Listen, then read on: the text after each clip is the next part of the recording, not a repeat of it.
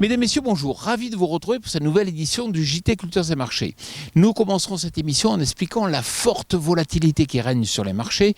Nous irons ensuite aux États-Unis où la production de soja est compromise avant de nous intéresser à la parité euro-dollar qui ne nous est pas favorable. Enfin, nous étudierons les emblavements français de colza alors que le déficit hydrique persiste encore dans de nombreuses régions.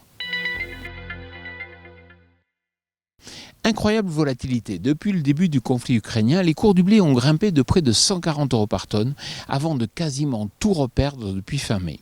Mais rien n'est définitif. Tout est remis en cause chaque jour avec l'agressivité du gouvernement russe qui redoute l'enlisement du conflit durant l'hiver. Les exports négociés de céréales depuis la mer Noire sont toujours très limités. Ils peuvent être stoppés à tout moment.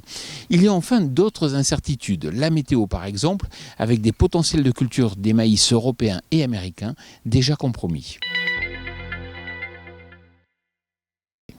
Je vous en parlais la semaine dernière, l'USDA a surpris les marchés en annonçant des rendements de soja en hausse aux États-Unis alors que les conditions de culture sont pourtant mauvaises. Et cela continue de se dégrader puisque seulement 57% des sojas sont désormais jugés dans un état bon à excellent, ce qui est historiquement faible.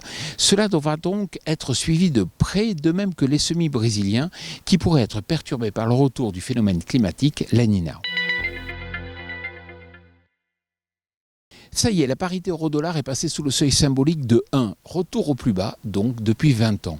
Signe que la période dans laquelle nous vivons est historique et que l'avenir de l'Europe est perçu comme incertain.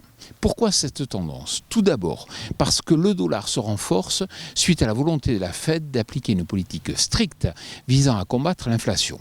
Ensuite, parce que, à l'inverse, dans la zone euro, la Banque centrale européenne tergiverse au risque de déplaire à certains États membres. Alors, sans parler du conflit en Ukraine, qui pourrait s'enliser face à l'hiver.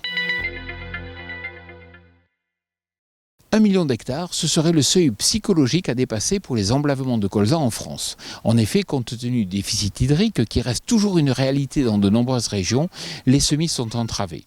Ces problèmes météo sont récurrents depuis plusieurs années et les chiffres en témoignent. On semait 1,5 million d'hectares de colza en moyenne entre 2013 et 2018, alors que la moyenne 2019-2022 est seulement proche du million d'hectares. Les conditions climatiques des prochains jours seront donc déterminantes. Voilà, le JT Culture et Marché, c'est terminé. Je vous souhaite une excellente semaine.